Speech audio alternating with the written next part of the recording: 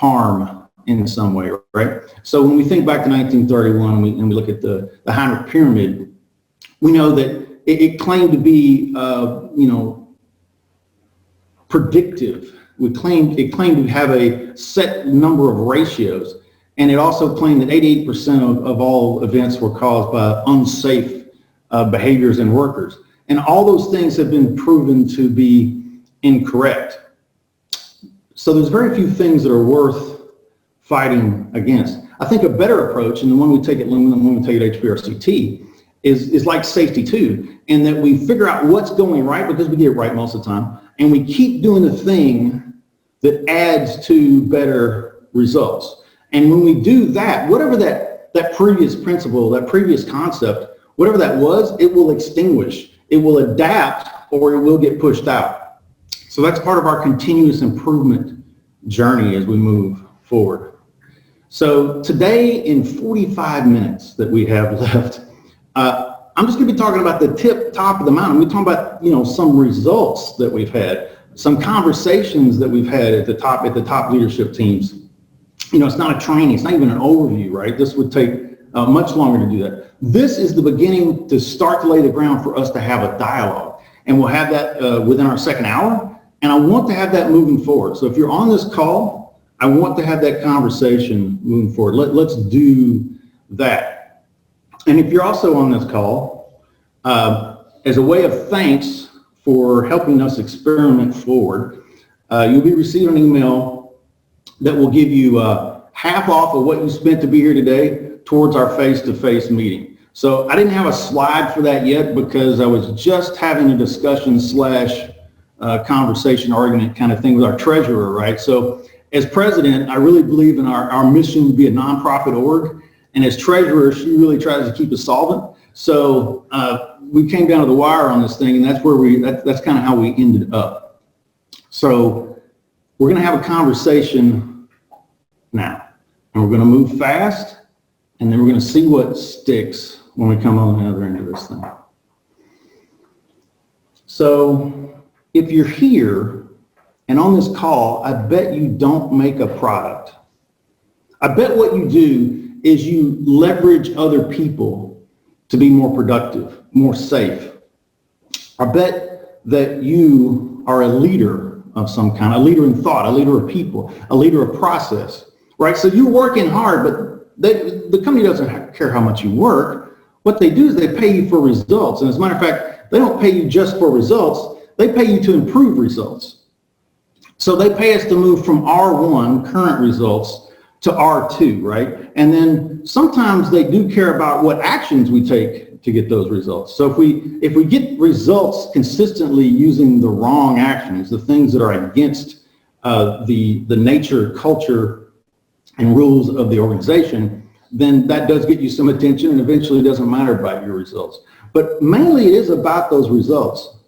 And there's two things I can tell you about your current results. One is they're not good enough. That whatever results we're getting today is not the same target that you and your boss are going to agree on next year and the next year and the next year. We will want to create improvement as we move forward. The second thing I know about today's results is that we are perfectly tuned to get those results. Everything within our culture helps us get those results that we're currently getting. So moving from R1 to R2, and if you're not familiar with the Partners in Leadership model, I'm going to quickly let you become so, and I think you should, as we move forward, investigate that further. So we have the results that we want to achieve, we have the actions required to get there, but below that line, right, is the things that drive that, which is the beliefs that are held by us, our people, and the experiences that we have. So it's mindsets and beliefs, and then the biases and experiences that help feed those things moving forward. So if we want to get R1 to R2, and we think we're going to keep the same actions, same mindsets and behaviors, and giving the same experiences to everybody out there, well, that's just not going to work, right? So that's the definition of what our friend Einstein said, right, was the definition of insanity as we move forward. So if we go to R1 to R2, what we have to do is take C1, which is our current culture, into C2. So we have to envision what is the culture that we want to create. And why integrate and learn about human performance and the concepts that HPRCT stands for? Now, a lot of you guys are going to know this thing, so I won't take a lot of time to try to teach this, but it does bring a point that we need to talk about. So this is asymptotic curve that you may have seen, which describes a process with diminishing returns. And there are three main errors that we want to talk about, three main time frames. So first in 19-teens, you know, when Frederick Taylor was looking at work, and they break down the work, and they not only break down the work into small pieces, is they break down tasks of workers. So I'm a worker, that person's a supervisor, then we have managers, and then we have a planner, and we create a process. And if we just comply to the process, things will go better. And it worked fantastically. It was absolutely true. So, you know, quality goes up, cost goes down, and safety improves. This graph just shows the incident rate of safety, but the improvements in process improvement per hour of worker and quality, those things are going up as this graph shows that things are going down. And then that played out into about the 40s and 50s. And in the 40s and 50s, of course, we had World War II that came along, two major things coming out of that changed the way we do work. One was that without the normal workforce that we had, taking those guys to war and replacing them with other people who were currently not in the workforce, we created what was called training within industry. And that was the compliance-based training, good procedure, but also changing the work to match the worker for one of the first times ever. And we did that with this unexperienced workforce. We saw incredible gains in safety, productivity, cost, vast improvements. And then on the war front, one of the shining examples to me is the fact that we lost a third of all our pilots in non-combat situations. And one of the most seemingly egregious of those things was that we had, again, many people per week who would land their bomber after a successful bombing run, and right as they got to the tarmac, lift their wheels and land gears up, destroying the plane and sometimes even killing the pilots. And we called it pilot error, pilot error, pilot error, pilot error. Told them to fly better, act right, until we took a scientist, a psychologist, to sit with them and watch what they were doing. Of course, there were two levers. I mean, you know the story, right? One was the flap, and the other was the landing gear. And they would simply get those things mixed up. They're right beside each other. They look and feel the same. So it came out that, you know, there's only two types of pilots: those who've landed gears up and those that will. Until what they did is they started looking at the human system interface, this human factors piece. So they created a system that's still used today is so successful that flap feels like a flap, wheel feels like a wheel, and we take that down to zero, right? Because people come to work to do a good job if we create systems that allow them to do so. So we figured out that we can't get to the next level by doing the same thing harder, right? We can't do that. We have to create a new system. We have to come up with a new way of thinking. And the one over the last 25 years is HP and HOP. And I just want to throw this all into one kind of arena because that's the way we see it here at Lumina, is that we have HP and HOP, and we have safety too, and HR and RE, and then the psychological safety. So psychological safety has been a renewed topic since 2018. You know, but originally goes back 1965, MIT, Dr. Shine, coining that phrase around psychological safety. And now we're seeing more and more of the benefits to the bottom line, to the impact on actual safety from psychological safety. And it's part of our repertoire of how we get better and how we do things different. The results pyramid that we talked about earlier, and then SIF reduction, right? So significant injury and fatality. We have to look at things different. So human performance makes us better at everything that we do. When we started human performance because we wanted to become more reliable. We wanted to become more reliable and resilient in what we do. Now, I'll tell you right now, it improves safety. So it made an enormous difference to us, and that's really the fastest and easiest thing to measure around those historic safety numbers. So, over a 4-year implementation period, we saw our OSHA recordable rate go down 73%. We saw our near-miss reporting go up 279%. Now, luckily, you think from a number standpoint, there is a way to game the system, and that when you start off really bad, it's easy to make those improvements. But we have sustained and continue to sustain those improvements over time. We've become more consistent, resilient in our operations. We reduced human interacted unit trips by 12% over that same time frame. And we created an environment of mutual trust and increased employee engagement. And the increased employee engagement is the hardest thing to measure. It's making the biggest difference and will continue to make the biggest difference. And every single one of our leaders who admits this is a hard way to manage has said, boy, I wish I knew about this 25 years ago, to change the way I led people, to change the way I interact with my family. It would have changed the way we do our business. And for us, this has changed our business from moving who after we have an event to how, right? So not who allowed this to happen, who made this happen, but how could it come together that these things would help lead us to an event? And this basic shift is so important. This assumption that people not only come to work to do a good job, but that the worker is not something to be constrained, not something to be fixed, right? They're not the problem in an otherwise safe system. They are the problem solvers. Created that reporting culture we talked about, and then growing real accountability. And accountability is something we surely mess up to a great deal in North America, I'll tell you that, is that we get confused around what discipline and accountability really are. And we'll talk later on about accountability and how to create real accountability, which is 100%, and it has to be proactive in nature, right? Because holding someone accountable after the fact is kind of where the problem comes in, because it's a misnomer. I can punish you, I can fire you, I can do a lot of things, but accountability is something a person chooses to do. They own and have accountability.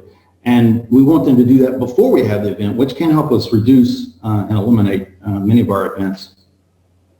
And then for us, 7 of our last 10 years are our safest in the last 100. So it's making a difference. And when I look and talk about human performance, I see it in this way. And if we don't start off with this concept, I think you're headed towards trouble. It's just historically true.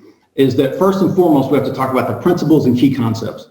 We have to talk about the things that have to change at the system and leadership level, the things we must believe, and the responses that we must have as we move forward. And then the other component of that is event learning and proactive learning. How do we learn faster, learn better, and get the input from people? Well, that only comes through mutual trust. And that has to spring from the fact that we live the principles and the key concepts. And then lastly, loud down there is error reduction tools. Now, I'm fairly certain I'm not going to mention even one error reduction tool, right? You can find them everywhere. There's 20 if you want 20. But the problem is people get hung up on the thinking that it's a tool, and they don't go after the concepts and live the principles. And that's where we're going to run into a lot of problems. So it helps us create resilient systems and an engaged culture at the same time. So, as I said, I don't have time. We certainly don't have time to teach. But the 5 human performance principles, if we don't get them into who we are, we're not going to be able to sustain this effort past a leadership change. So the fact that error is normal, if we really were to consider that and let it be absorbed into our psyche, the fact that we all make 5 to 7 errors on average per hour. And the fact that when under stress, that number goes up 3 times, right? So if that's the way things are, how many errors do airline pilots make? Well, they're humans, so they make the same amount. So back before COVID, we had like 30,000 airplane flights a day, and we had humans in those planes making 5 at a minimum per hour, and then under stress, which they're under stress the same amount of time we are, which is takeoff and landing, they're making 3 times that many. Why don't we crash more planes? Because the aviation industry understood that error is normal. So they plan for it, right? So we have a co-pilot, and we have people on a radar station telling you what to do. We have people on the ground guiding you when you can't see. We have procedures. We do simulation. We have autopilot. We have anti-collision software. We have all these things built around the fact that we cannot have a single point source of failure, knowing that a human will fail. If we were to take that mindset into all our jobs, we would design our systems different.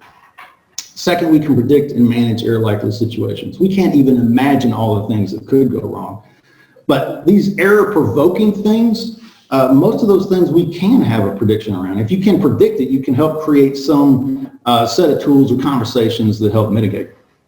Context influences behavior.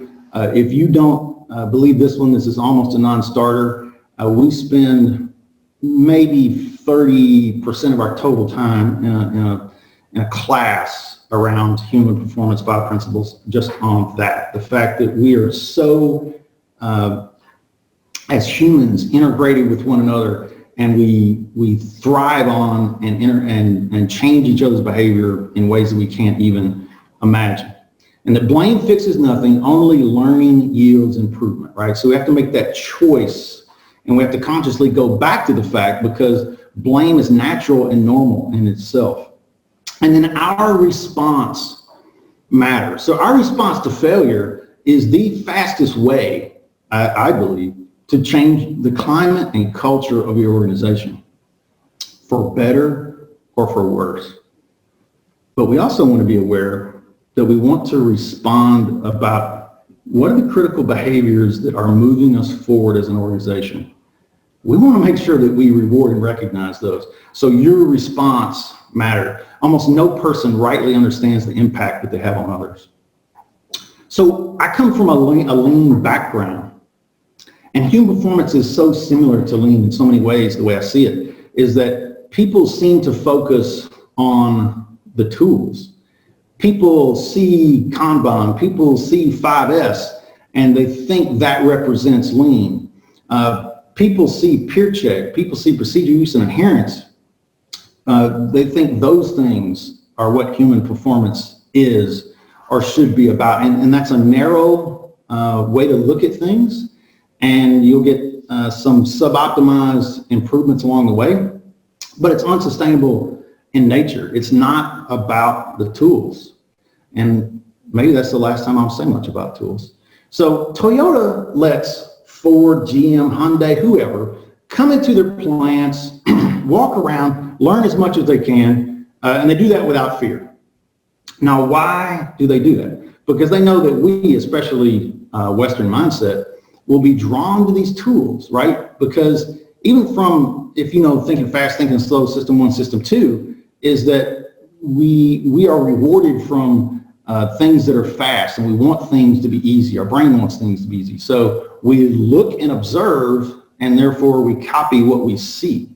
But Toyota knows that on that pyramid, you're going to see results and actions, but you're not going to see those beliefs and experiences. You're not going to see the culture that it really is down below. And they know that you won't be able to really copy that. And as a matter of fact, when it even comes to the tools, and I think this is super applicable in HPI also, is that when people come and talk about tools with Toyota is often mystified, because they say, we created those tools for our situation, our industry, in our culture that we have to solve our problems. Now, they might look very similar to you, but to just do a copy and paste is probably not the right thing to do. So even when you look at the DOE manual, even when you pick up anybody's sets of tools and how they work and what they do, I still suggest that we get people who do the work together in the same perspective with the people who create process and write procedure, to have a dialogue and a discussion around, does this work? How would it work? Let's go out and experiment with this, right? So all those Toyota tools didn't come out of thin air. There wasn't some summer engineer they hired, right? These were things that they experimented forward with. And that's what we need to be doing, is continue to add to and experiment forward as we move forward. All right, here's the last thing we'll say about lean as it pertains exactly with human performance, is that lean originated with two pillars: respect for people and Kaizen. So all the actions were to be in the lens, in the focus, to serve two things. One, that we would look at the burden that we're in, situation that we're putting the people in, and make that better, make it easier, faster, safer for them to do their work.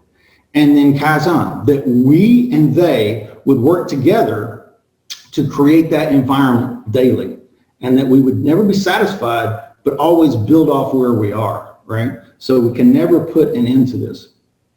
And here at the bottom, I got a quote about blame, and then also the fact from Edwards Demings, the fact that we should not look for where people went wrong, but look where the system is failing them in some way, and make that easier. Now, HPI and lean also suffer a common thing, is about 75% of those things go south. About 75% of those things fail, or quote, a failure from 3 to 5 years out, is that they fall apart, we move on to something else. And that is something that I hope the rest of our conversation today helps you avoid. Because human performance is about changing the way we see the world, changing the way we see work, changing the way we see workers, changing the way we see error, changing the way we see violation, change the way we see learning, change the way we see safety, capacity, leadership, the way we see ourselves and our role in improvement. So most of us and the people that we talk to and deal with have this view from above. And you're probably familiar with the Jenga example, in that from the top, from a spreadsheet, from the office, right, the system looks pretty robust until it falls down, and then the leadership team is completely shocked. But the worker has the side view. They see all the workarounds, the problems of the system, the things that must be done daily to create stability that appears to be there for the top leaders. And when that stack falls, it's very tempting to see it as a bad actor, right? There was one bad apple in an otherwise safe and productive system that caused this thing to happen. And what we know to be true is that workers trigger situations that were already lying there dormant in their nature. My goal, I think your goal, and really the greatest pleasure, the piece of work I get to do, is helping leaders have a shared perspective of that stack with workers. Because we believe that equally informed people seldom disagree. And it's our job to provide the context to leaders, hopefully proactively and before the stack falls, that they understand the workarounds that are happening. Because never have I worked with a senior leader after an event that they didn't say to me, if I had known what workarounds were going on, I would have stopped this work, right? So it's just nature. There's always pressure. There's always a results-driven culture, in that we ask for the thing to be done, and we don't have the time to check on exactly how it gets done. And this view from above, if we don't have this shared perspective, it can cause a lot of problems, right? Because the situation looked quite simple. You had a procedure to follow, and you didn't. The choice was clear. If we reduction system this all the way down to, you had a choice to do the right thing, you chose to do the wrong thing. And then this drift in system, it looks like defiance, right? And this error looks like violation in its nature. And the fact is that we're all smarter because we know how it ends. So we could take, starting with the disaster, and backtrack and find exactly the link where the human did the thing they shouldn't do, right? And we could grab them and show them the link and read them the procedure. It's always true. It's just not particularly helpful, right? Because 95% of all people respond in a very similar way when given the same stimulus. Go back to the pyramid. If we don't give people different experiences, how do we expect different actions and different results? We shouldn't, right? So as we talk about learning to change the way we see the world, is that we help workers with this process. You have a voice. We help leaders in this process to get out into the work, to get away from the spreadsheet and third-hand story, to observe what's going on, see the working process, the workarounds that are going. In the middle, we have the to from iceberg, right? So if there's behaviors we want to change, if there's things we want to create in our culture, it's those thoughts, mindsets, beliefs, and assumptions and biases. What are they currently doing, right? Because people do things for a reason. Why are they thinking that way? And then what do we need to do as leaders? What do we need to do with our system that would mold them in such a way that we might get some different thoughts, mindsets, and beliefs? And the results pyramid on the other side correlates with that. Now, too often we enjoy the comfort of opinion without the discomfort of thought. You know, the problem with being wrong is it feels just like being right. And why would I change my mind when I'm already right? And then to think in system two, to think I might be wrong, and then to do that analysis is something your brain doesn't want to do and almost won't let you do. You have to make a conscious effort, right? So if I said 17 times 52, what's the answer? Your brain says, I don't care enough to do that math right now. And when we already have an answer that we think works and is right, because if I didn't think it was right, I wouldn't be doing it, why invest in something else? So I'm going to talk about some situations where it is hard work for leaders. And these are hard things for them to overcome, to understand. And every leader that we've ever taken down this path, they say, man, this is a slower, harder way to manage the business. But I sure am glad we're doing it, right? Because we're making much better decisions as we move forward. We're helping our people be safer and more productive and engaged at the same time. So let's look at some of these challenges, and most pertain to leadership, right? And the fact is that leaders have a lot more to learn than frontline workers. So if you have a set of leaders that say, oh, just give us the abbreviated version, we're going to have a discussion with those leaders, because for this to work, what needs to happen is they need to understand it fully, and then also understand how to support the vital behaviors required moving forward, how to reinforce those things.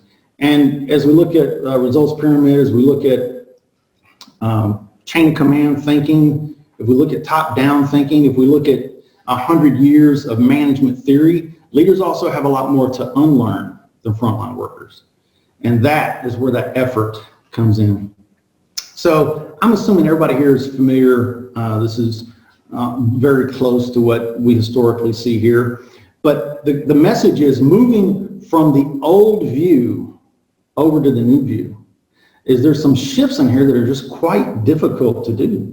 Because when the human is the cause in the old view, in a safe and otherwise stable system, that means I don't have to do anything, right? And we can solve the problem by inspiring that human in some way to act better with some discipline, or write a longer procedure to fix the fact that people make those mistakes. To go over to this other side and to think this other way takes an enormous amount of energy and time. And you won't stay over there completely unless we have refreshers and we have discussions, right? Because our nature takes us back to the other side of the situation. And this is also corollary to what's called the management trap, right? Is that we're out there managing the results and actions without taking the time and energy and the context necessary to get down into the beliefs and the biases and the experiences that we're actually creating, right? Because every time you get a result as a leader, you are feeding an experience back to that person, right? So think about being more diligent in the fact that every time you give an expression, positive or negative, you're creating a climate, you're creating something that will continue, eventually become your culture. You're giving a feedback. So it's going to be hard to change your metrics and your mindsets and your models. right? So when we have a mindset that all events are preventable, right? We just have to have enough prevention and then hold people compliant to those preventive techniques. Then what happens is we become shocked and angry when we have an event, but then we also don't have a very good recovery system because we believed that everything was preventable. So when we strip that away from a leader, now we have a lot more work to do. We have a lot more thinking to do, to think about the fact that, yes, let's go out there and try to prevent as much as we can, but let's also assume 100% failure rate, right? Let's work with the craft people who do the work and say, when everything we just talked about as a defense fails, when we see the unexpected, what is going to keep us safe? This three-part model could also be used, think about antecedent behavior and consequence, right? So it is so focused, the ABC model, on this consequence. Oh, we'll just have consequence management. Now, all those things are true in the ABC model, but where it fails, where it's not told us the complete story and the truth, is how completely powerful and dominant the fact that we as humans respond to context, right? So that antecedent, that context piece really carries more weight if you do the psychological study than anything we think might happen on the other end. That's just the way that we're wired. And then also we could look at this pre-work, execution, and post-work. So we have the pre-learning, the pre-things that we need to do, the things that we learn from work, and then that post-job review. This is all these models that we need to change the way we do the work and think. And the resilience model by Linkoff is sometimes hard to grasp by leaders. And it's not a hard model, obviously. But the fact is that planning for failure, a lot of leaders want to be winners, and they don't want to plan for failure. They want to be successful all the time, right? So we have to redefine what success is, right? So failing safely, failing successfully, that's where we want to go. So we have to overcome this notion around this protection piece that we have protection at all times. And then the fact that our processes are not inherently safe and stable, our workers create safety and reliability, right? So a lot of leaders don't want to go to bed at night and think, oh, my plant is not safe. Well, your plant is not safe, right? I mean, you have high voltage, do you have things under pressure? Those things aren't safe, right? It's only your people working with your systems that create that safety. And then you'll be very familiar with this, although it's somewhat adapted here, is that safety and resilience are not achieved or defined by the lack of events, but they result, right, from expanding defenses and capacity. So that changes the things we look for, that changes our metrics, that changes the way we think.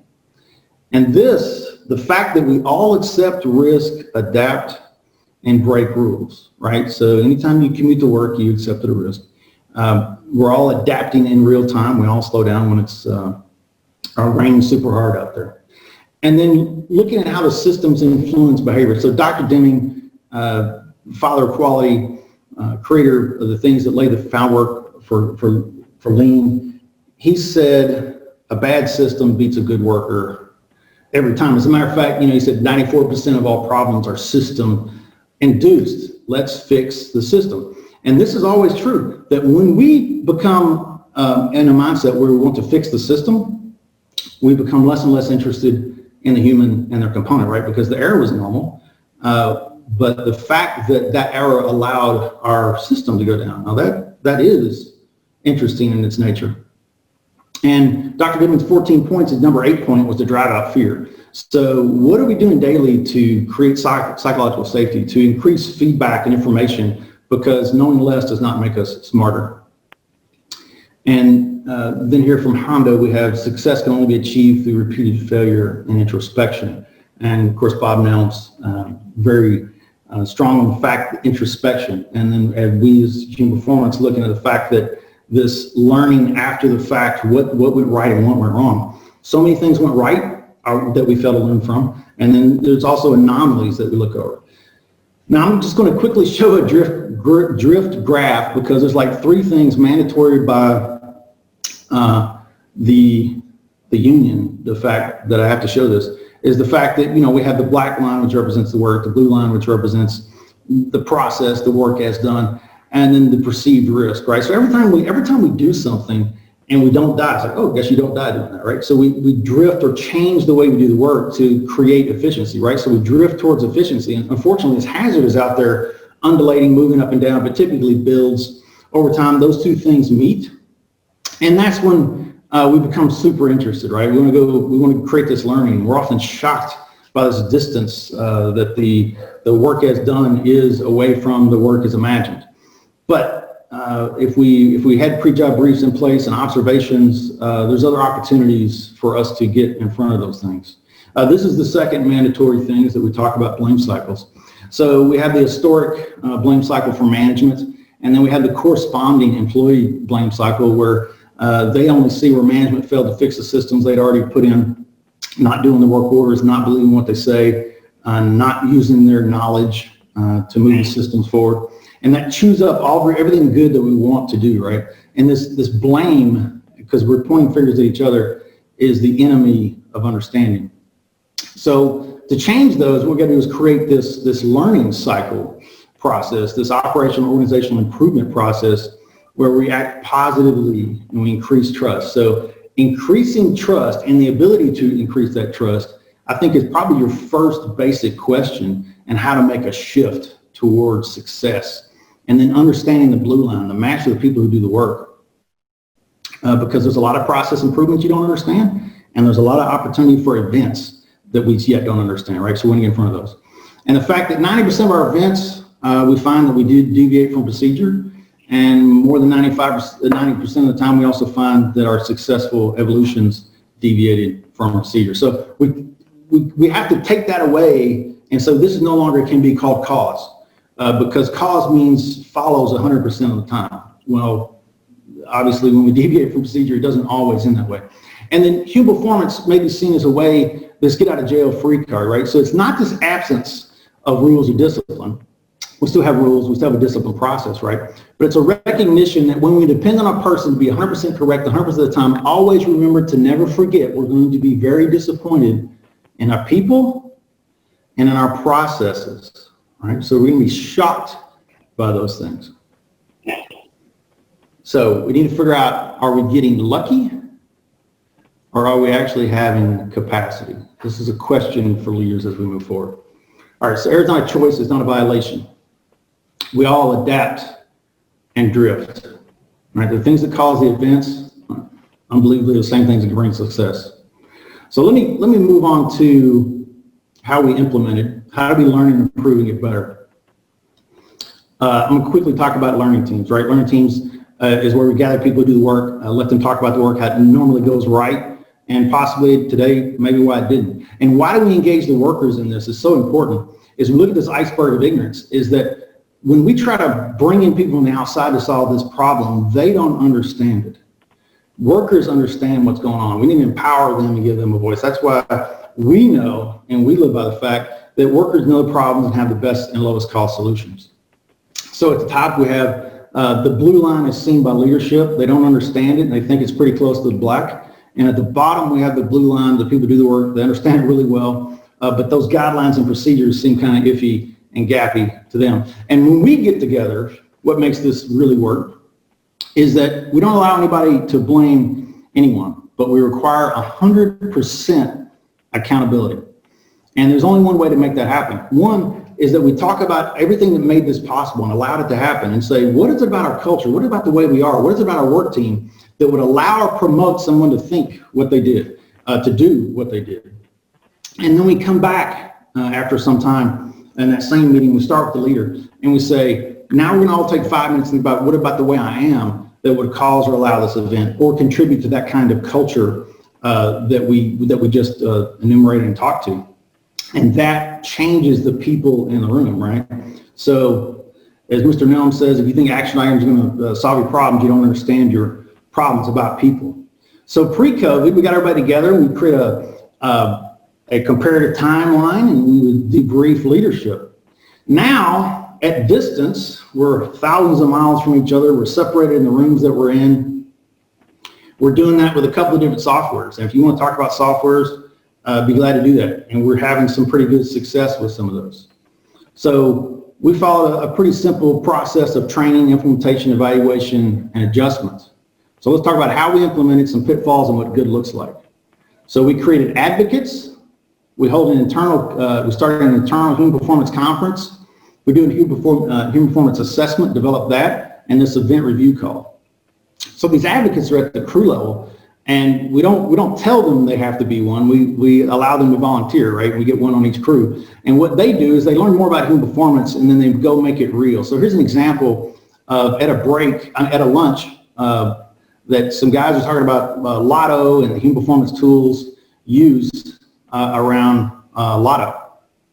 Our yearly internal human performance conference, we bring in a speaker, we talk about where we're going next year. We allow the workers and the people who do the work to get up and help create through voting and discussion where we're headed next year. And part of that is also this assessment that we do. So we send out surveys, we go to every site and do work observations, and then we interview the people there. And we do all this in one day, and it's not an audit. It's a way to for us to learn as people who own the process, because we believe everybody comes up to do a good job. How do we make them more successful? And then I'm going to end with this learning call.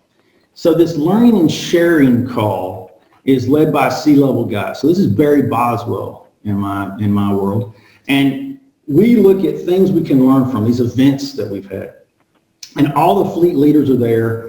And we have a fleet of 3,500 people, something like that. And we will have over 300 connections on this Zoom. And we allow the people closest to the event, the people who were there, to tell their story, right? To give their account of what happened. And we also bring in contractors. And the first time there, of course, they usually get to learn a lesson around just culture, because they'll tell us that they fired the guy or whatever. And we'll ask them, what did you learn from that? Now, we start every one of those meetings with the fact that we're not here to blame, we're here to learn. And when workers get to hear other workers tell their story, and when workers are thanked by leadership teams for their input and helping us become better, that's the fastest change in a culture that we have ever seen. So here's quickly some pitfalls. Not getting full top-end support. Full top-end support is not the ability to give you money to go train. It's more than that. They need to understand it and do something with it. Don't be distracted by violation, these at-risk behaviors. Giving the tools before the training.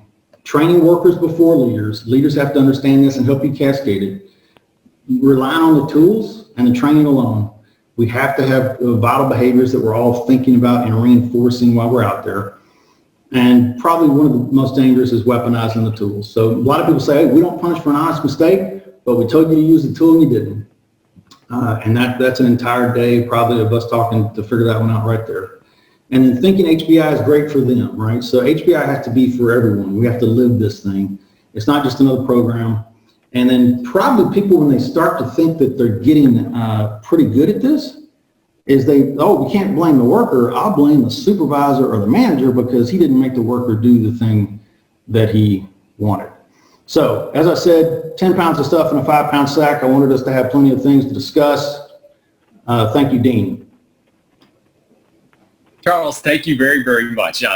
And wow, a lot of great info. And so we have 8 minutes. So what I want to do is invite some Q&A here. And what I'd like you to do, if you have a question, please raise your hand so we can just recognize you. And you should be able to do that in your participant panel. Probably everybody's been on enough Zoom calls that we know how to do that. So I'm going to pause there. And Catherine Merkley, thank you. What's your question? Oh, Catherine, you might have to. There we go. I think it should be good now. My question was around getting to zero. We hear that a lot. And I think, while I appreciate that is a lofty goal to reach for, a lot of times we hear leaders kind of get stuck there and they don't appreciate that error is really inevitable and we waste a lot of energy getting to zero. I'm interested in your thoughts around that and how you help leaders shift to that thinking to understand that it's more about planning for error and not trying to eliminate it, because that's one of the struggles, at least for the organization that I work at. And I think you at least got halfway to answer your own question there. It's the fact that zero is unattainable in its nature because we can't even imagine, right? So it goes back to this protectionist thought process that we will imagine everything that could go wrong, write a procedure that fits every single process and procedure and anomaly, and all we have to do is be compliant to that and we won't have a problem, right? So the combination of normal work often results in success and sometimes results in disaster.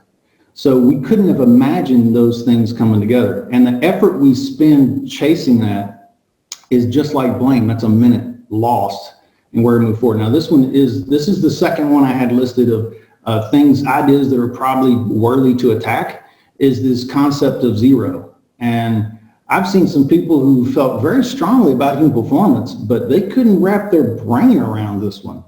And this is one of the more difficult, right? Because obviously they're going to come back, well, what's the right target? Hurting 3 people, right? Well, the right target, when we look at the fact that the science, the safety science shows that to prevent the things that really injure and kill people, it's around having essential controls. It's around the ability to absorb, the time to reimagine the work, the time to do a pre-mortem, right, of this evolution and say, how might this thing actually go wrong? Because it turns out, almost after every major event, there's someone on the team who either felt uncomfortable or they said, I knew this was going to happen, just a matter of time, right? So it's about creating an environment where they actually believe, not that leaders just say, but they actually believe that there is time to do a complete and full pre-job brief. We really do stop work around here. And then we measure and reward the stopping of work and celebrate it the most when it was really non-consequential, right? So it goes right into our beliefs around what can be prevented versus what needs to be, have a capacity built around it. And then secondly, the zero is so seductive because it represents the ultimate. And when we can't get the ultimate, we often lose all that time and energy in the unattainable, and then we hang our heads. But measuring those things, those essential controls, we not just us, almost everybody on this call probably, if you've implemented that way, you've seen the results go in the right direction. Thanks, Charles. Catherine, thank you for that question. And we've got a couple more. So Mike Quashny, your hand is up. Mike, what's your question? What's your insight? Hey, thanks for the presentation, Charles. It's been great. Just a quick question. So a lot of us are, whether we're in the construction industry or the utility industry, are in places that are fairly conservative in terms of management, and we might be a few decades behind on that original curve you showed there.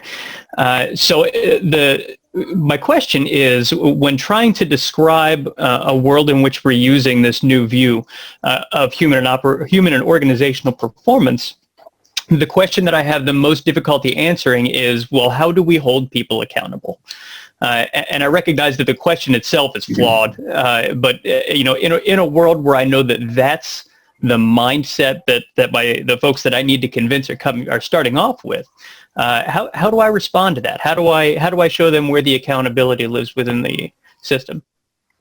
Well, so let me go to this thing first. So this is the Culpability Matrix, right? Now, in our organization, this was because we were so type A, so engineering driven, nuclear. Boy, if engineers just love a good flow chart, right? If you don't have a good flow chart, it seems like you don't have a process and we're just out there, wishing that things would get better. So what I want you to know about this Culpability Matrix is I don't want you to ever use it. It was a crutch for us and we got lucky to get off that drug. What we need to go toward, and it does take a little faith, is the fact that learning and knowing more makes us better.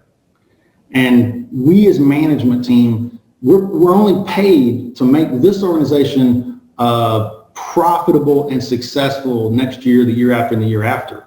So the decisions we make today around this blame and this culpability, they feel like action. They're very rewarding in that nature. But are they getting us closer to a resilient organization or further away from it? So when we look at the fact that people come to work to do a good job, and that's why I said this shift is the most fundamental thing we need to talk about, is the fact that we need to know that people are human, they make errors, the fact that we all drift and take risk, right? And you hear a lot of people talk about complacency. Well, complacency is a normal reaction to a stable system. If every time I went to this wall over here and I touched the light switch and the light came on, that's what we'd be expecting. If I went over there one day and it didn't work, well, then everybody could say, well, he's so complacent. He should have checked that out. Well, it's never happened before. Why would it happen now? That's a normal and natural thing. All right, work the price of admission. Let me tell you right now, there's a couple things that make us special. One is that we have a leadership team that supports us all the way to the top. I work in operations. I work with safety. I work with OD&T to change our organization, right? And that those top leaders, I've got VPs and C-level people who will be glad, they're all busy, but they'll be glad to get on a phone with your VPs and your C-level people, because it's just a lot more convincing coming from those guys than it is us. To talk to your leadership team and to talk about, oh, this small percentage, we're so afraid we're going to give up our ability to hold people accountable. We can always come back in what we call hold people accountable. We can beat them up and fire them. But when we understand the system and dedicate ourselves to making improvements there, we get so excited about the improvements there and see its impact that we say, I'm willing to give some of this up to get that. Do we still discipline and fire? Yes, we do. But it takes a long, hard discussion. And I am so proud, and that's when you know you're getting somewhere, is when people talk about the long-term implications, what the context really was. Do we understand this enough to make a good decision? Because saying, I don't know what they were thinking is not a good management position to be in, right? Let's get a little more knowledge before we make a decision that affects not only that person, it affects our entire culture and our future. Mike, thanks for the question. And Charles, thank you. And we are, so we're at 60 minutes in. We have 4 more minutes that we'll do Q&A. We have 2 more questions. So Garland Haran, and I apologize if I mispronounced your name. Garland, what's your question? Oh, Garland, on you. There you go.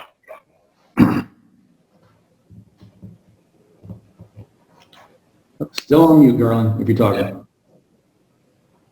All right, so I'll go to David Fennell. David, what's your thought? What's your question? David. Dane, do you have all these people locked out? I don't think so. So let me, now David, it shows you're unmuted. And Garland, your hand is up and you seem to be unmuted also. So Garland, let me try that again. Can you hear me? Well, we can. Okay, sorry, there were 2 different mute buttons. Charles, just I had a kind of presentation, you spoke about results and how we need to get to newer and better results. And you also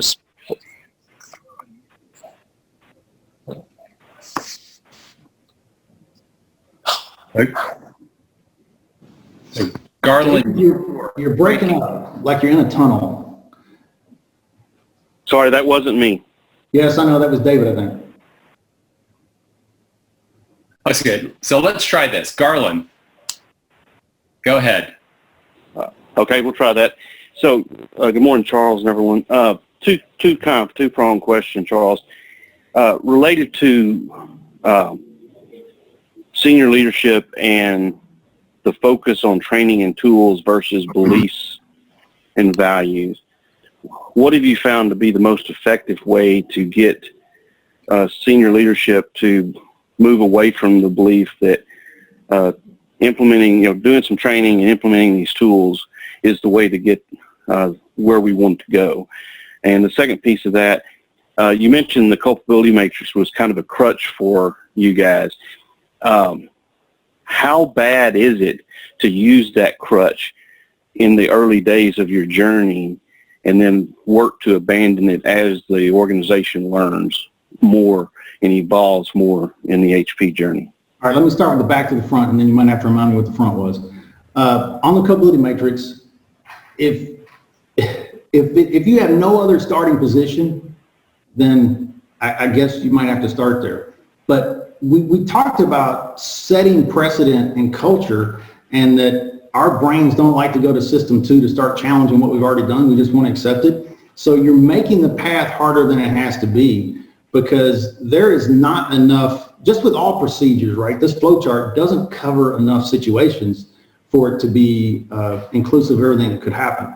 And the other thing, if you are using one, I want you also to understand that this thing is analog, not digital, right? It's not, oh, we got to do something to them and not learn. Every time we do something to them, we're giving up some of that learning. So there's a shared responsibility in all events, right? It took some level of action by a worker. It took something going on in the middle. It took something going on in planning. It took something going on with the reinforcement process.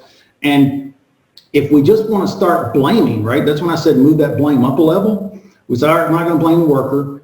We just want to hold the supervisor and put him through the culpability matrix. You know, I've put VPs through the culpability matrix back in the day, but it just got to a point where we saw the improvements, and we said, you know, let's move over and err on the side of learning versus blame for a while.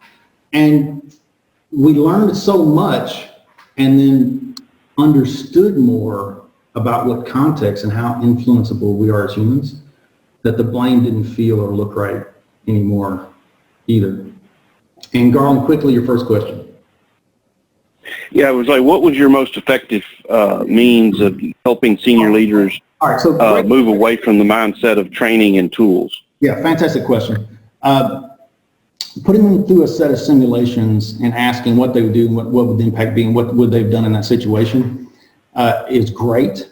If you want to start small, if your meetings start with a safety moment, what I suggest, and the easiest thing I know to do, is to get a Todd podcast, right, and get a snippet or one of his short ones where he's speaking to leaders, because, you know, it's this outside authority coming over the internet, right? This guy must be really smart. And he is really smart, and he's very articulate.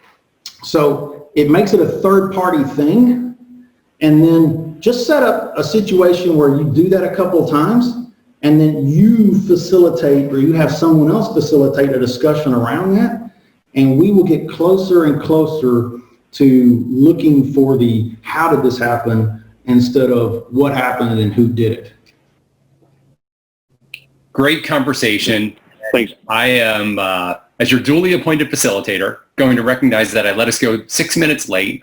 We're going to take a break. There'll be vendor videos that are playing for the next 24 minutes, and then we are going to reconvene at 11:30 Eastern, 10:30 Central to do some breakout group works. Great breakout group work. So enjoy your 23 minutes of downtime. We'll see you back here in 23 minutes. Thanks, Charles, very, very much. And thank you, everybody, for your questions. Thanks, everyone. Fantastic. Okay, it is 11:30 Eastern time. We are going to get started again. Thank you, everybody, for participating in the first part of the presentation and Q&A session. I apologize, we ran a little bit long.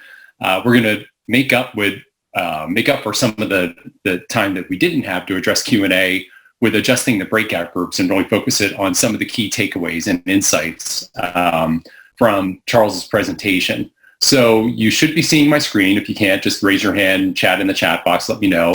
What we're going to do is we'll do 2 breakout groups, and we'll explain a little bit more on the focus of each one of those in just a minute. After each breakout group, we will be collecting some of your insights and thoughts via pollev.com. And apologies if that's difficult to see. You probably already have the info, but we want you to, ideally on a mobile device, because it works very, very well that way. Go to pollev.com and type in the username 2019 HPRCT, and that'll take you to the polls that we're going to use. So to kind of get us started with breakout groups, though, I just want to talk about the flow. Real simple. Charles is going to come back, speak a little bit about some additional insights. We'll tee up the breakout group discussion. I'll have a slide on there to help us focus on that. I will put you into breakout groups of 6. and we'll ask you to talk through the thoughts and the insights that we want you to focus on. You'll be in the breakout groups for about 10 or 12 minutes. We'll bring you back for a large group discussion. And then we'll repeat the process. We're just going to do 2 of these small sessions during the next hour to focus on some key insights, some takeaways, help you apply your thoughts and observations and figure out how to turn them into aligned action. So that's what we're going to do for the next hour. Charles, please take it away. All right, so there are no silver bullets, but I will offer 5 as we move forward. And, in addition to what I said about the fact that we have leaders that are willing and ready to talk to you, and the fact that we have leaders who are willing to invest, and that we've had, all the thought leaders, most of the thought leaders in these fields is that we also consider human performance a long-term career in an organization, right? So we have people who are highly trained in the org, and all those people would be glad to come out, talk about learning teams, get on the phone with you, whatever. We get better when we share, and that's part of our obligation and our opportunity to work with all of you guys. So we've worked with, Dr. J and Todd and Rob and Bob and the great Cliff Berry and others. So you saw me present today. You have your own story, and we learned so much from practitioners. Please submit next time we put out call for papers. So we appreciate that. And somebody needs one more time on the poll everywhere password. So the first bullet is we've got to change the way we see the workers, error, violation, ourselves, right? We in the 2-day course, we take leaders through such an experience that we begin to understand that, boy, we thought we know ourselves, but we don't. And the power of cognitive dissonance to destroy our ability to really see our own selves is disastrous, and we have to get away from that. Number 2, please, Dean. All right, learn with and from workers to understand the context and build trust. So learning teams, I can't stress that enough, whatever you call them, don't parachute in from corporate. Solve this problem locally with the people who understand the work. 3, all right, change your question from who failed to what failed, right? Let's always understand the what, and we'll become less interested in the who. And number 4, all right, create real-time accountability, real accountability, not this punishment fake thing, with the 2 accountability questions we talked about, which is what it's about the way we are, our culture that we allow or promote, and what is it about the way I am as a person in that culture that allow or promotes that culture to exist. And number 5 is our response matters, right? So both positive and negative. If we want more of something, by definition, it's not reinforcement unless it causes it to repeat. The receiver defines that, right? So that's incumbent upon us to go understand and create that out in the field. So with that, when you get the deck, there'll be another slide on best practices that we didn't get to. And also have a couple of homework assignments that I think would be useful in your org when you get the deck. Go ahead, Dean. Awesome. Thank you, Charles. So now we are going to get into the breakout groups. I'm going to leave this slide up when you go into the breakout group, so you'll be able to see it. I'm going to randomly assign you to these breakout groups. And what we want you to do is it'll probably be about 12 minutes. I will keep everybody updated with the broadcast feature in Zoom, so you'll get notices in your breakout groups. But I want you to focus on, if you look at the left side, the A1 actions, pick one. Pick one of those actions and consider, how do you get from the how we do things, the A1, to A2? How should we do things? So obviously you all come from different organizations, but I think you can have a really good discussion on what could we do in our respective organizations to move from A1 to A2. So I'm going to put you into those breakout groups, quickly get to which one you want to focus on. They'll all be valuable. So pick one, they'll all be good. And get into that discussion. We will bring you back in about 10 or 12 minutes, and we'll go to pollev.com and ask you for some key insights. If you need help in your breakout rooms, just look for the Ask for Help button. It's pretty easy to find, and one of us will jump right in and help you with any discussion. So we'll see you in about 10 or 12 minutes. Everybody's joining.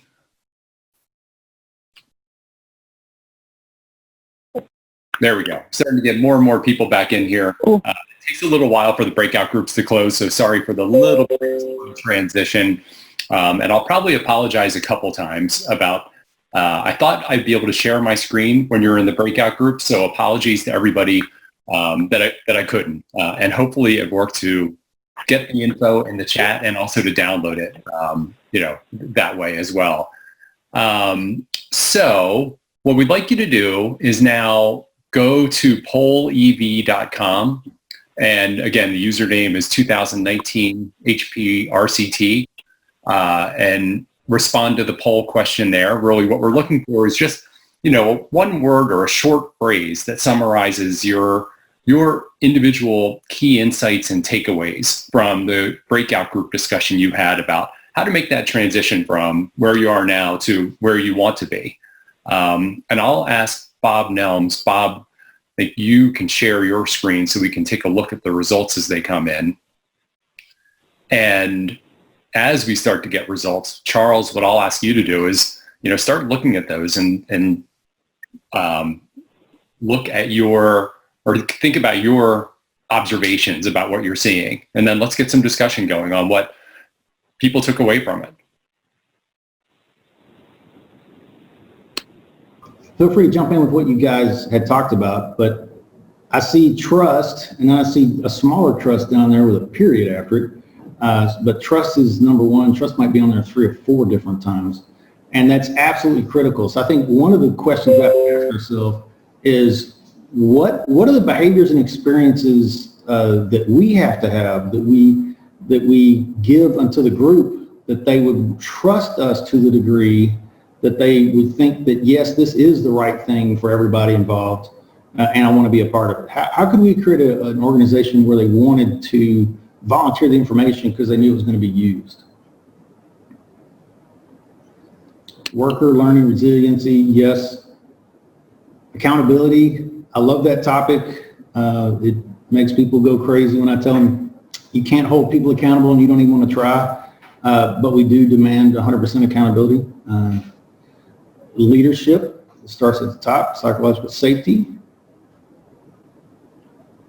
Anything that came out, anybody want to talk about things they thought particular learnings? There were a lot of smart people in those groups. Yeah, so let's get a volunteer or two. Anybody want to raise your hand and jump in the discussion and share any of the insights or the more specific thoughts on the themes that you talked about in your breakout groups?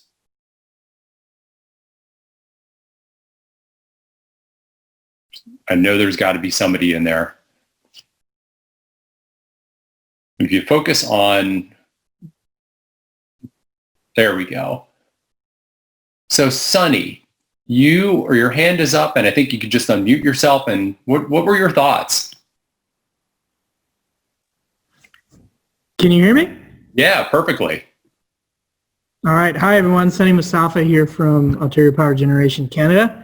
So we had a really good discussion around a couple of changing our framework from problem focus to solution focus, and the role around learning focus groups, and how learning focus groups are helpful in that conversation. And we also had a really good discussion around when we have leaders buying in, senior leaders buying in, how they can actually encourage change and change the culture and encourage people to volunteer to become stronger advocates. So we had a good discussion around advocacy, human performance, leadership, learning focus group, and all around pretty good discussion. So appreciated that. Awesome. That's it. And no, that's great. Thank you for sharing some of that. So Charles, what are your observations? What did you hear in those themes that Sunny offered from that breakout group? Well, and one of the things I throw out there, everybody, is whatever you just talked about is what are you going to do to take home and get on a board with you and your team, metaphorically, Zoom, whatever, to say what's below, right? We talked about actions. What are the beliefs? What are the experiences that we have to, how do we need to change first to create an environment where it makes sense to get to that next level action? So think about what is your 3-year plan? around this improvement, HOP, HPI, whatever you call it. What is your improvement plan? What does next year look like? And how are you going to create the situation where it makes sense for people to have the right beliefs that are aligned, that they trust that this is the right thing for them? Because naturally, after we create those things, the actions and results will then follow. And then also we also need education piece. So what is lacking from an information or knowledge piece from our workers or our leadership teams from whatever that goal is? And Adam Cunningham, your hand is up. Adam, what are your questions? What are your insights? What did your group share? So we shared a lot. We talked about some of the leadership issues and trust, a lot of old scars, and how do you move past those with people with management that's not even there anymore. We've talked about psychological safety, and what we also kind of a epiphany for me anyway was that we had people from power utilities, from laboratories and medical, and we all had the same problems because we're all dealing with the same thing, people. And the fact that now I've got some contacts with people that I normally wouldn't have searched out somebody from the medical field to talk to about what they're going through, but they're still dealing with the same stuff that I'm dealing with in a power utility company. And so the fact that we've got contacts here and that it bridges past the work that you're doing and what field you're in, because we're all dealing with people. So that was an eye-opener for me, and I plan on using that to our strengths and advantages. And the other thing is to run into the same things. I got somebody from laboratories that they're working on developing psychological safety, and we've had to be doing the same thing. They're quoting stuff that I've already been reading, and I really want to get together with those guys and find out what they've learned. Yeah, interesting one that the same kind of barriers or issues can exist across industry or across, specific area of focus, right? And Steve Prevett. Steve, your hand is up. Steve, what are your thoughts? Yes, I didn't see another hand up. So we had an interesting discussion. We had quite a few nuclear folks and power folks in our group, and we were talking about why people don't, why do they wait to be told what to do? And of course, a lot of that is trust and safety. We got into an interesting discussion and from the nuclear submarine world. One, there's David Marquet out there. If people aren't familiar with him, you need to go watch his 1-minute videos. He just did a 1-minute video 2 weeks ago on people feeling safe for their ideas and innovations. So you have to have a feeling of safety. And there's an old concept from nuclear submarines that was Admiral Rickover, who wasn't exactly seen as your most human performance guy. They had what they called the line locker, which was very experienced submarine officers who knew the problem of operating a submarine, and they served as an interface between the submarine officers and crew and the very technical engineers on Admiral Rickover staff, so they could the line locker could kind of go, look, that ain't going to happen at sea. You can't do that. Or the line locker could tell the submarine, yeah, good idea. However, did you read this part of the manual? So they serve both a psychological function of trying to get the user and the engineers to talk together, and also having that field experience. So was a fairly unique concept that I think some of the people not familiar with it in the group were like, well, it's an interesting idea. Awesome. Thank you. What other thoughts or observations does anybody have or questions from your breakout groups? And if you have none, what I'm going to do is we'll go into one more short breakout group. This time I'll be a little more laser-like with the instructions and the details. So what I'll do is I'm going to put you back into your breakout groups. And after you're in your breakout group, send you the thing I want you to think about and talk about. And we'll do that. Since it's 12:09 Eastern, we'll only be in the breakout groups for about 9 minutes. So I'm going to put you in, and then I'll send you a broadcast, and enjoy the time in there. I'll talk to you. We'll see you back here in about 8 or 9 minutes. So as people start to get back into this main room, Well, what we want to do is just get into a discussion about the key things that you want to move forward with and ways that you want to move forward with. So what I'll ask you to do, Charles, is be thinking about the insights people are sharing or their thoughts, and I think we'll probably get a few questions too from different groups. And then Charles, I'll ask you for some final thoughts and final wrap-up comments. But we're still slowly getting people in, so I'll probably repeat that. Sorry, everybody. You might have to hear me talk about that twice. But what we're going to do is we'll do a quick debrief from what you shared in the breakout groups. I'll ask Charles for his insights and answers to any questions that come up. And then, Charles, I'll look to you for some final wrap-up comments as we close out the hour. But so first off, see if we have any hands. Does anybody want to offer any insights about what you talked about in your breakout groups, about what did you hear today and what do you want to move forward with and how you're going to move forward with it? And so, wow, great. Cassandra, way to go with the first hand up. You win the prize. Cassandra, what did you talk about? What are your thoughts? Well, Stephen Prevet motivated me to raise my hand. And, well done. Thanks, Stephen. So one of the final notes that I had, and just things that I can take away and the things that I'm going to work on for things that we can talk about, is trying to create that culture of actionable empowerment. And what does that mean for me, and what can I do to help others individually throughout our organization to, I guess, get to that stage of actionable empowerment? Wow. Thank you for sharing that. Charles, what are your thoughts? It encapsulates everything that we'd like to do in this world. I know that. That by empowering the people, giving voice, right? It's going to talk to psychological safety and everything. But the thing is, people support what they help build. So whatever we want to change in our org, let's ensure that we always, one, get the people who do the work because it turns out they know it better than we do. But secondly, then they'll have that, a lot more buy-in about where we're moving forward. And for us, one example would be a pre-job brief form, right? And we've had 8 revisions over the last 10 years because we continuously go to the people who do the work and say, is this helping drive a good conversation or not, right? Because otherwise, it's just something corporate has mandated or created, and it's not really part of a process that makes us more resilient, more reliable, and safer. And boy, we get a lot of feedback. When you start actually going out and listening to those people who do the work, it will change the product, but then they'll also know that they can trust you, that use the information, and they have a voice. Thank you. And Cassandra, thanks for those thoughts from your breakout group.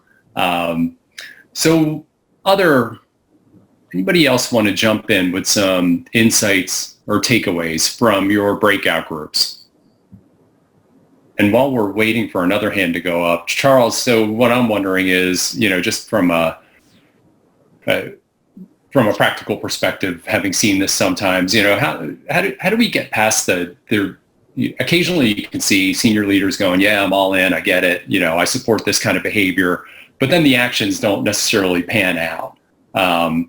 And I don't mean that with any disrespect to any senior leaders anywhere, just it's a phenomenon that can occur at any level in the organization. How do we help alleviate that? How do you help close those gaps? And I know there has to be organizations not as blessed as ours that you can't go all the way to the top, but whatever small organization you're in, so they might quote support this up there, but you go as high as you possibly can for somebody who actually has passion, and you help stoke that thing. So, I talked about getting them hooked on Todd's podcast, giving them out some books, right? I hand books to leaders all the time, and we start having discussions around that.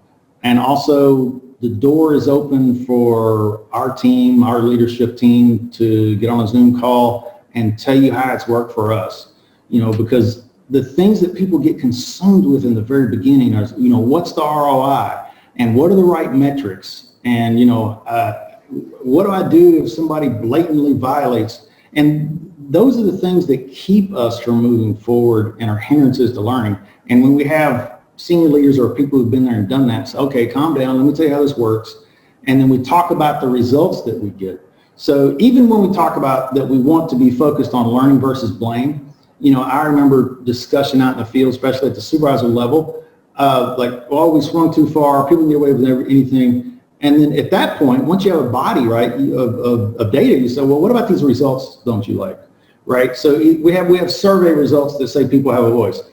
We talked about our safety results earlier in the day, right? So all those things all go in the right direction, as I know it doesn't feel right, but it is right. And to have that faith and that feeling, sometimes it takes an outside third party, right? A prophet is not not well understood in his own land oftentimes. So we're there to do that. Pipe Todd into your business meeting. It makes a difference. Great. Thank you.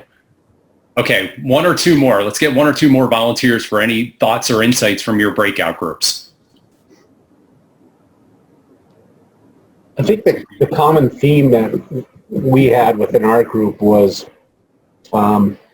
maybe that frozen middle that senior leadership doesn't really have true insight as to some of the challenges that are occurring lower in the organization, and that they're being only supplied the information that reflects well on the leadership lower in the organization. And how do you kind of overcome some of those things, trying to get senior leaders or executive leadership involved and engaged? And what did you guys come up with? Well, I don't think we really came up with anything other than continuing to try to engage them, improve or build out strategies for that to occur. Maybe improving process procedure to expand their participation, let's say in incident investigations or things like that. But we didn't really have a lot of discussion around that, only recognizing that was a fairly common theme with the group that I was participating in. Over the last 10 years, there have been about 9 things that I got on the phone with a leader and they told me what this supervisor, what this worker, what this crap person did. And it was so egregious. It was such a repeat offense. It was such a terrible thing that I thought, we didn't even want to, let's just call HR. And, every one of those times, except for one, it was the best learning we've ever had. And when you go into a situation and it looks that way from the outside, and then when given enough time to understand the context, those same leaders who told me, said, I don't see any way around discipline. Those same people tell me, I can't believe the way we set this person up. We have got to make improvements around here.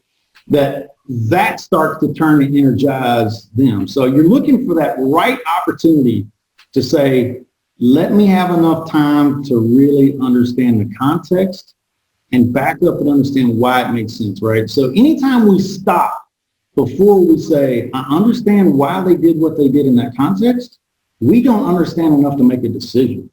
It's easier, it's faster, but it's not super profitable for us in the long term. Thank you. And any more questions? Just wait for somebody to jump in or raise a hand, because we're on the home stretch here. I'd like to hear more about, that's the first question I got is, what's the ROI? I'd like to hear more about how you answer that question. Thank you. So there are PPIs done calculations. I know Dr. Jake is on here. He has research that shows calculations that, how much it costs a person to get hurt and how much we damage equipment. And, errors cost us in general in every industry, if you average them all, like $3,000 per person, $4,000 per person. In heavy industries like ours, right, it's easily about 10 times that number when we have an event, right? We have $1 million mistakes about yearly, at least, more than one. So those things are out there. And what the research says that within a year, you can reduce those events by about 40%.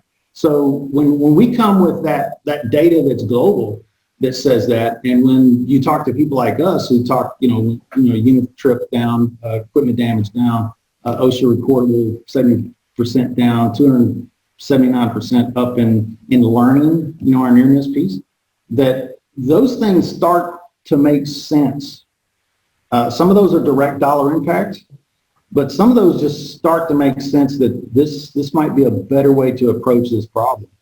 And it's a very difficult conversation to have, but if you get people on the other side of this, when we start to deconstruct some of the things that they held dearly, right? We all used to think OSHA recordables was important.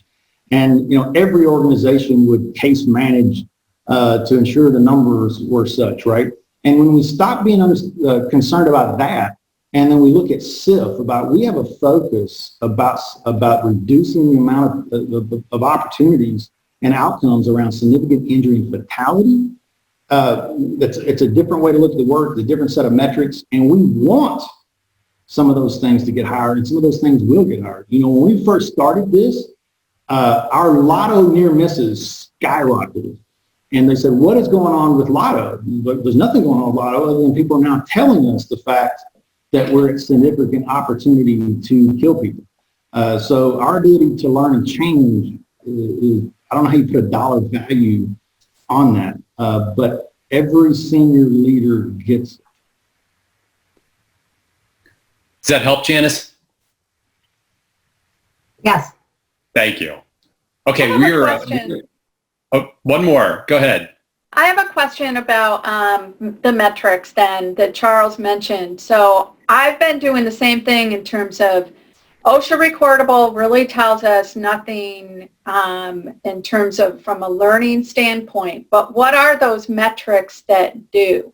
What are some specific metrics that can be placed right in that same category and given the same amount of focus and then going forward even more focus than the OSHA recordable itself?